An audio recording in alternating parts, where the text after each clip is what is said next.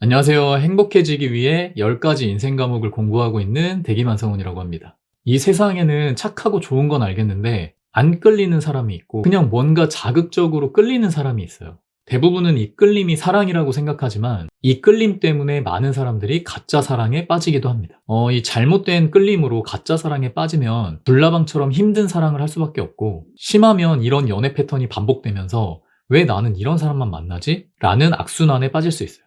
오늘 사랑 과목에 대한 첫 이야기로 이 잘못된 끌림, 가짜 사랑에 대한 이야기를 해보겠습니다. 제가 이 질문을 보면서 내가 사랑을 공부하면서 무엇을 배우고 깨달았을까라고 생각을 해봤어요. 그런데 이제 가장 먼저 이야기해보고 싶은 것이, 이 세상에는 가짜 사랑과 진짜 사랑이 있다.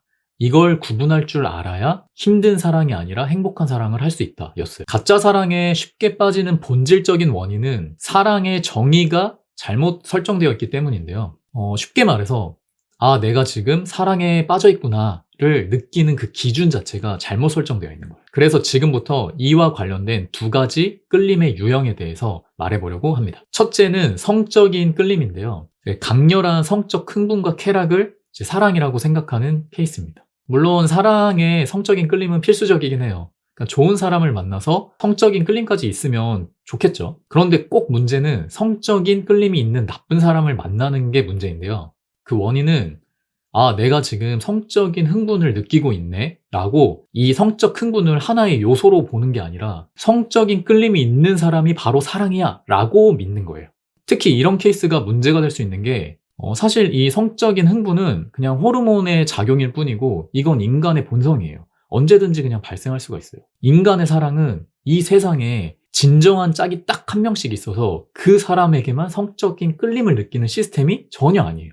그런데 이 성적 흥분을 사랑의 핵심 요소로 느껴버리면 쉽게 새로운 사람에게 끌리게 되고 지금보다 더 끌리는 사람을 끝없이 찾게 되는 거예요. 그러다 우연히 이 끌림이 너무 큰 사람을 만난다면 그 상대가 심지어 데이트 폭력, 가스라이팅처럼 누가 봐도 진짜 나쁜 사람이어도 헤어지지 못하는 힘든 연애를 할 수도 있게 됩니다.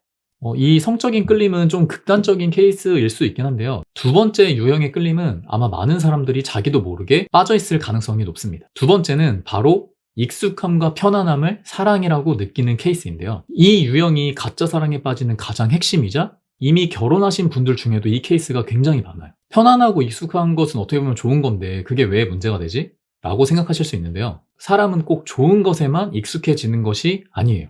부정적인 것에도 쉽게 잘 익숙해지는 게 사람인데, 특히 가장 오랜 시간 동안 부정적인 것에 노출이 되면서 익숙해지는 패턴이 바로 이 부모로부터의 관계 속에서 존재할 가능성이 크거든요.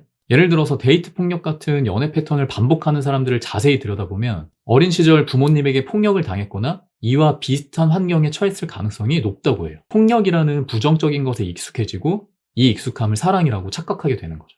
폭력은 조금 극단적인 케이스라 나랑은 상관없는데 라고 생각하실 수 있는데, 일반적인 케이스는 꼭 그렇지만도 않습니다. 예를 들어서 감정 표현이 서투르고 무심한 사람에게 끌리는 케이스가 있는데요. 어릴 적 부모가 감정 표현이나 칭찬에 인색했다면 상대가 무관심하거나 차갑게 대할수록 끌리면서 애정을 갈구하기 위해 노력할 수가 있어요. 어린 시절 부모의 관심을 끌기 위해 노력했던 자신의 모습을 반복하는 심리적 투영 같은 겁니다. 이런 케이스는 너무나 많은데요. 이 유형들만 좀 나열을 해보자면, 비판적인 사람에게 끌리는 케이스, 여성분들 같은 경우에 가부장적인 남자에게 오히려 끌리는 케이스, 남성분들 같은 경우에는 의존할 수 있는 상대에게 끌리는 케이스, 내가 아니면 안 돼 케이스, 갈등이 해결되면 안 돼 케이스, 애정 표현이 적은 관계를 성숙한 사랑이라고 여기는 케이스 등 나열하자면 끝도 없습니다. 이런 케이스들을 자세히 살펴보면 사실 많은 사람들의 평범한 사랑 그 자체예요.